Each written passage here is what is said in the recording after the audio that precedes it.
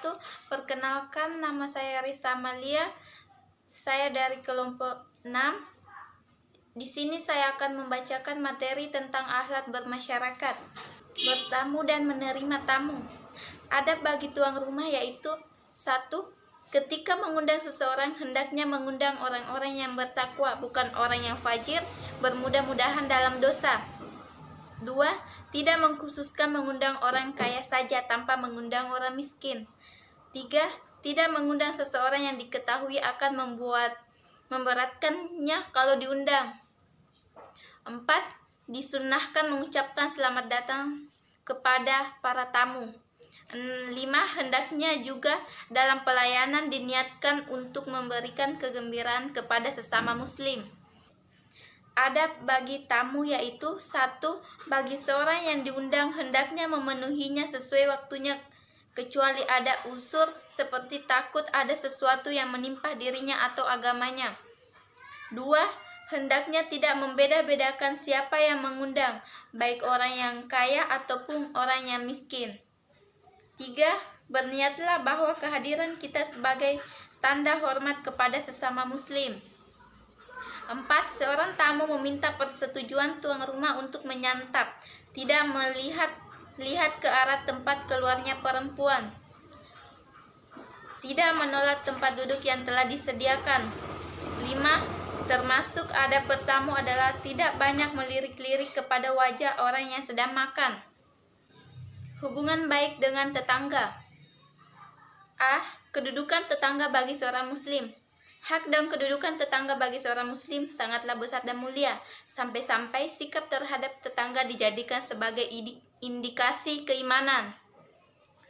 Bahkan, besar dan pentingnya kedudukan tetangga bagi seorang muslim sangatlah ditekankan. B. Anjuran berbuat baik kepada tetangga. Karena demikian penting dan besarnya kedudukan tetangga bagi seorang muslim, Islam pun memerintahkan umatnya untuk berbuat baik kepada tetangga. Maka jelas sekali bahwa berbuat baik terhadap tetangga adalah akhlak yang sangat mulia dan sangat ditekankan penerapannya karena diperintahkan oleh Allah dan Rasul-Nya. C. Ancaman atas sikap buruk kepada tetangga. Di samping anjuran syariah, Islam juga mengabarkan kepada kita ancaman terhadap orang yang enggan dan lalai dalam berbuat baik terhadap tetangga. Bahkan Rasulullah Shallallahu Alaihi Wasallam menafikan keimanan dari seorang yang lisannya kerap menyakiti tetangga, bahkan mengganggu tetangga termasuk dosa besar, karena pelakunya diancam dengan neraka. D. Bentuk-bentuk perbuatan baik kepada tetangga. Semua bentuk akhlak yang baik adalah sikap yang selayaknya diberikan kepada tetangga kita. Di antaranya adalah bersedekah kepada tetangga jika memang membutuhkan, dan juga segala bentuk akhlak yang baik lainnya seperti memberi salam, menjenguknya ketika sakit, membantu kesulitannya, berkata lemah lembut, bermuka cerah di hadapannya, menasihatinya dalam kebenaran, dan sebagainya. E. Jika tetangga dengan non-muslim.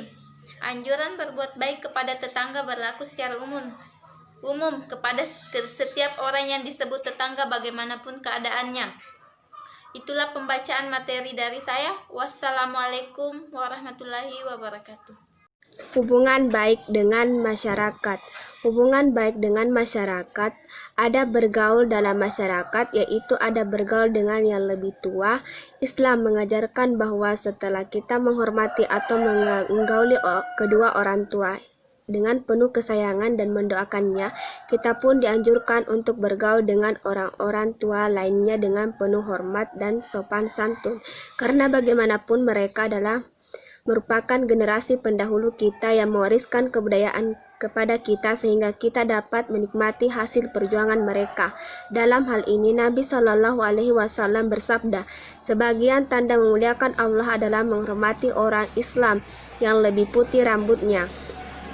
2. Adab bergaul dengan orang yang sebaya. Pergaulan dengan orang yang sebaya adalah amat penting karena dalam mengurangi kehidupan di dunia ini kita tidak luput dari kesulitan. Dalam mengatasi kesulitan itu akan lebih cepat teratasi apabila kita banyak mendapatkan pertolongan orang-orang yang sebaya dengan kita. Karena sama-sama merasakan nasib yang seimbang berdasarkan keseimbangan pengalaman, pengetahuan, usia, dan sebagainya. Manusia itu tidak akan dapat sempurna tanpa ada pertolongan orang lain. Firman Allah Subhanahu wa taala, Allah hendak memberikan keringanan kepadamu dan manusia dijadikan bersifat lemah. 3. Adab bergaul dengan orang yang lebih muda. Kita senantiasa dianjurkan untuk bersikap merendah, yakni bersifat sopan santun terhadap orang sesama mukmin, termasuk terhadap orang-orang yang lebih muda daripada kita. Dalam Al-Quran, Allah Subhanahu wa taala berfirman, dalam merendah diri kamu terhadap orang-orang yang beriman. 4. Adab bergaul dengan orang yang berbeda agama. Terdapat orang yang berbeda agama pun kita dianjurkan untuk bergaul dengan baik, karena pada dasarnya mereka pun sama-sama manusia yang tidak berbeda dengan kita, asal kejadian mereka sama dengan kita. Yang membedakannya kita dengan orang-orang yang berlainan agama adalah ketakwaannya. Firman Allah Subhanahu wa taala, hai manusia, sesungguhnya kami menciptakan kamu dari seorang laki-laki dan seorang perempuan dan menjadikan kamu berbangsa-bangsa dan bersuku-suku supaya kamu saling mengenal. Sesungguhnya orang yang paling mulia di antara kau di sisi Allah adalah orang yang paling bertakwa di antara kamu. Sesungguhnya Allah mengetahui lagi Maha mengenal. 5. Adab berpakaian. Itu dikategorikan ke dalam fungsi, yaitu pakaian berfungsi sebagai penutup aurat.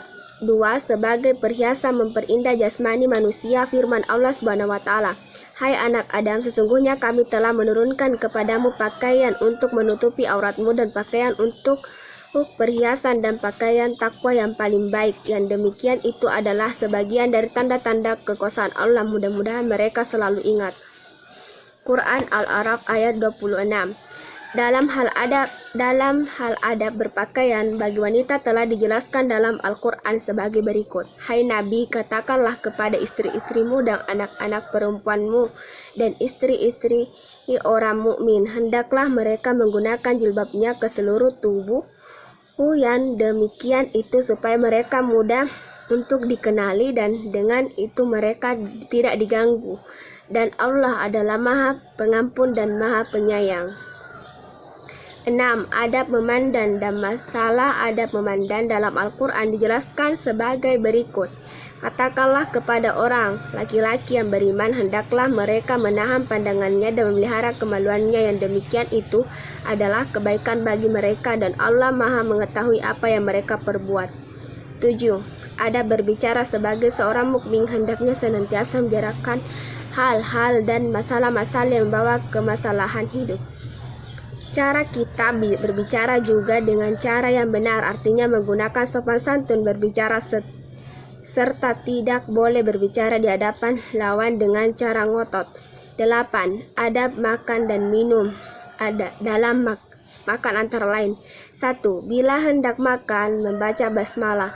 2. Tidak boleh makan dengan tangan kiri. 3. Tidak boleh makan minum sambil berdiri. 4. Tidak boleh mencela makanan.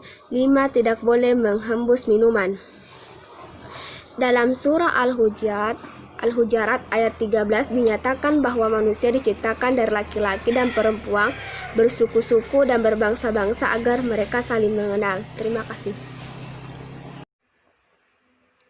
Assalamualaikum warahmatullahi wabarakatuh. Perkenalkan, nama saya Alifa Ummul Sakinah. Saya akan membacakan materi tentang pergaulan muda-mudi. Dalam pergaulan sehari-hari di tengah-tengah masyarakat, terutama antara muda-mudi, ada beberapa hal yang perlu mendapatkan perhatian khusus, di samping ketentuan umum tentang hubungan bermasyarakat yang lainnya, yaitu tentang mengucapkan dan menjawab salam, berjabat tangan, dan khalwat. Mengucapkan dan menjawab salam. 1. Islam mengajarkan kepada sesama muslim untuk saling bertukar salam apabila bertemu, supaya rasa kasih sayang sesama dapat selalu terpupuk dengan baik. Yang kedua, salam yang diucapkan minimal adalah Assalamualaikum. tetapi akan lebih baik dan lebih besar pahalanya apabila diucapkan secara lebih lengkap. Yang ketiga, mengucapkan salam hukumnya sunnah, tetapi menjawabnya wajib, minimal dengan salam yang seimbang. Yang keempat, bila bertamu, yang mengucapkan salam lebih dahulu adalah yang bertamu.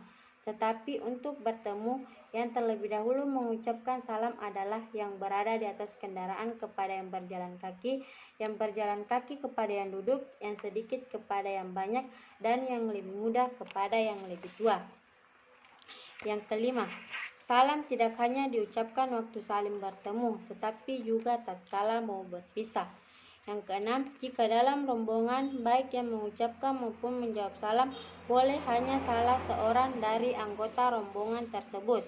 Yang ketujuh, Rasulullah SAW melarang orang Islam mengucapkan dan menjawab salam ahlul kitab atau Yahudi dan Nasrani. Berjabat tangan. Rasulullah SAW mengajarkan bahwa untuk lebih menyempurnakan salam dan menguatkan tali ukhuwah Islamiyah, sebaiknya ucapan salam diikuti dengan berjabat tangan atau bersalaman. Berjabat tangan haruslah dilakukan dengan penuh keikhlasan yang tercermin dari cara bersalaman Rasulullah SAW. Rasulullah SAW mengajarkan kalau berjabat tangan, seseorang harus dengan penuh perhatian, keramahan, dan muka yang manis. Anjuran untuk berjabat tangan tidak berlaku antar pria dan wanita, kecuali antara suami istri atau antara seseorang dengan mahramnya. Khalwah. Yang dimaksud dengan khalwah adalah berdua-duaan antara pria dan wanita yang tidak mempunyai hubungan suami istri dan tidak pula mahram tanpa orang ketiga. Setan akan selalu mencari peluang dan memanfaatkan segala kesempatan untuk menjerumuskan anak cucu Nabi Adam alaihissalam. Kalau dua manusia lawan jenis yang secara fitrah saling memiliki keterkaitan seksual itu lupa dengan Allah Subhanahu wa taala, tidak akan lagi ada yang mengingatkannya. Tapi kalau bersama-sama atau tidak hanya berdua, bila ada dua lawan jenis yang lupa dengan Allah Subhanahu wa taala, masih ada yang mengingatkannya. Atau dengan ungkapan lain, kalau tidak akan malu kepada Allah, minimal malu kepada sesama manusia. Rasa malu itulah yang akan mencegahnya dari perbuatan keji dan mungkar. Sekian dan terima kasih. Wassalamualaikum warahmatullahi wabarakatuh. Assalamualaikum warahmatullahi wabarakatuh. Perkenalkan, nama saya Ahmad Ashari dari kelompok 6. Saya ingin membacakan materi tentang ukhuwah Islamiyah. Ukhuwah Islamiyah adalah sebuah istilah yang menunjukkan persaudaraan antar sesama muslim di seluruh dunia tanpa melihat perbedaan warna kulit, bahasa, suku, bangsa, dan kewarganegaraan. Persaudaraan seiman itu ditegaskan oleh Allah Subhanahu wa taala dalam surah Al-Hujurat ayat 10 yang berbunyi, sesungguhnya orang-orang mukmin itu adalah bersaudara. Oleh karena itu, damaikanlah antara dua saudaramu dan bertakwalah kepada Allah Subhanahu wa taala supaya kamu mendapat rahmat. A'udzu billahi minasyaitonir rajim. Bismillahirrahmanirrahim. Innamal mu'minuna ikhwatun fa aslihu baina akhawaykum wattaqullaha la'allakum turhamun. Pertanyaan, bagaimana tanggapan Anda tentang pergaulan remaja sekarang di tengah masyarakat? Pergaulan di zaman yang modern saat ini sangatlah bebas dalam hal ini maksudnya bebas bergaul dengan siapa saja. Mungkin hal itu amat baik untuk mencari kawan, tetapi perlu kita batasi hal itu karena untuk menghindari hal-hal yang buruk dan memungkinkan terjadi memungkinkan terjadi akibat pergaulan bebas.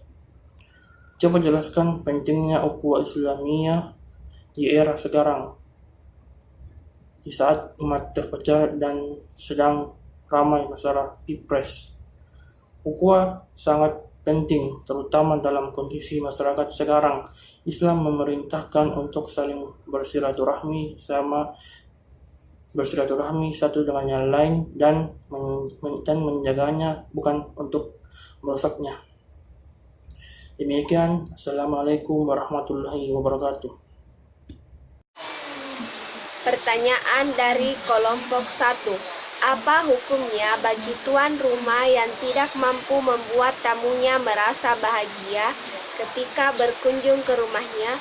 Apakah hal tersebut dianggap dosa atau bagaimana? Jawab, berdosa karena kita harus memuliakan tamu dan merupakan hal yang wajib dalam syariat Islam dan merupakan suatu wujud keimanan seseorang. Barang siapa beriman kepada Allah, maka muliakanlah tamunya. Dan tamu selayaknya diperlakukan dengan baik dan sopan, sebagaimana kita diperlakukan kita saat sedang bertamu.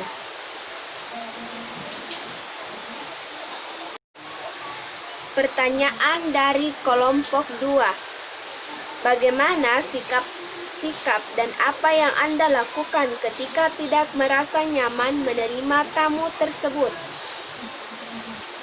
Jawab, kita harus tetap memancarkan wajah yang ceria dan tetap murah senyum dan menjamu tamu dengan baik.